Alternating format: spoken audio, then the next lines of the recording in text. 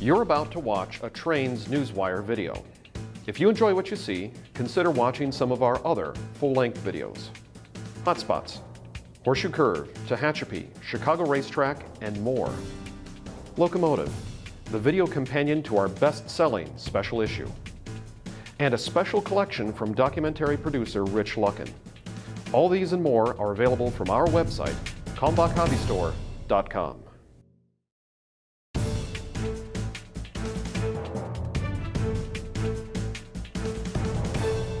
Good morning, Trains Nation. Today is Friday, March 8th, all day until midnight. We are so glad you could join us for another episode of Trains Newswire Roundup. I am Steve Sweeney. And I'm Brian Schmidt. We are so glad you could join us here today. Well, Brian, we've got one big story that sort of hit us in the middle of the week. It's sad news. Yes.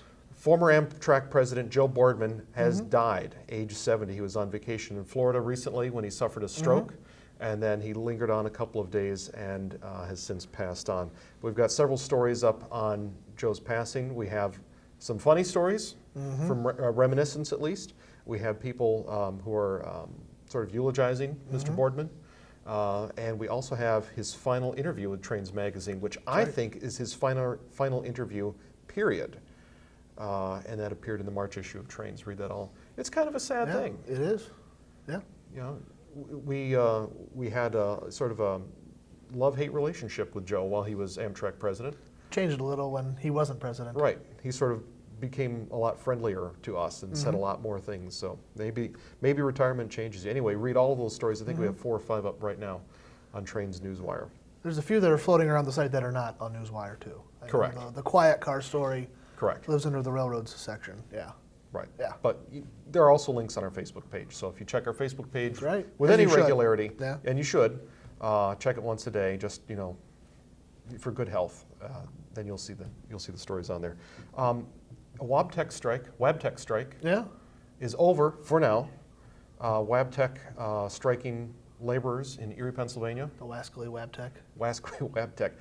They were looking to keep some union protections they had when they were GE Transportation employees. GE Transportation and Wabtec merged about 10 days ago now, I'd say. It was official, yeah. Yeah, I think it was March or February 25th. And the workers went on strike the day after for labor protections. Anyway, they have a 90-day agreement, and all this means is they have 90 days of work, and they have 90 days to negotiate a new contract to see if they can get past some of their difficulties. Stories on Newswire. You have some California stuff to talk about? Let's run through California. Because I had a couple of California things in here, and it looks good. So the thing that our readers most want to know, rotaries on Donner Pass. Yes. Yes, they were out in the last week. We've got a couple accounts and a photo gallery of that on Newswire. Go check them out, and you can find out what happened to SPMW 222, one of the newly rebuilt rotary snowplows on Union Pacific. Still carries SPMW reporting marks, but find out what happened to that on Newswire. We had that story on Monday the 4th. Yep. Our friend Dan Zukowski, we work with a couple Dans, I had to think about that. Yes. Zukowski is doing a series on California high-speed rail, now in its 2nd week. And what's going on? How did we get here with the disagreement between the state and the feds about money? How did we get here, and what happens next, and what was the state's response? That's all out there. It's a 2-week series. Dan's done a wonderful job on that, talking to a lot of people in the industry. Absolutely. And then the last California story, just posted today, if you ride Caltrain with a bike, you will get priority boarding. There's a way to speed up the boarding process on these commuter trains, which are crowded, and more so crowded now that people have bikes. On bike-designated cars, if you have a bike with you, you get to board first, and they want everybody else to try to board other cars to speed processes along and keep the trains moving.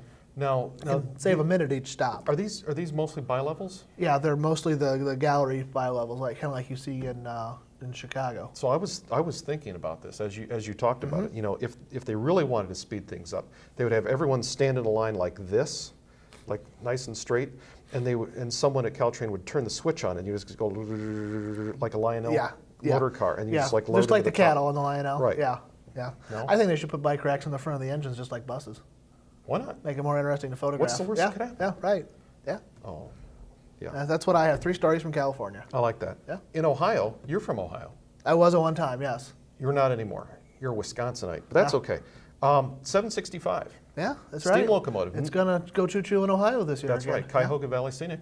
I have yet to be down there. I've yet to go down there to see a train or to ride a train. So this might be a good time to do it. Full story on Newswire, but back in steam, no metro runs this year, it looks like. I got to give a shout out too. That's in the Cuyahoga National Park, Ohio's best national park.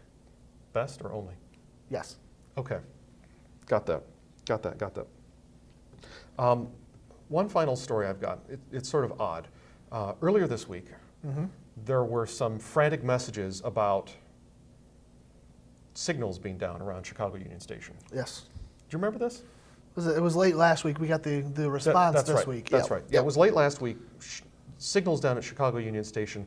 What happened? And then Controlled by Amtrak. Controlled by Amtrak. Yeah. Right. Human error. Human error was the official cause. Come to find out, Our senator friend. our senator friend was not our personal friend, Right. but he friend asked, of transportation. Yeah, Dick Durbin in Illinois asked about it. It was Dick Durbin, right? Yeah. He asked about it, and apparently someone was doing computer work, computer maintenance work, and fell on the computers that controlled the signals, that controlled the trains, that stopped people from getting to work on time. We're not exactly sure how that happened. We don't know if the worker's okay. We hope he or she is. But wow, Yeah. of all the ways to gum up a commute, Yeah. falling on a rack of computer servers.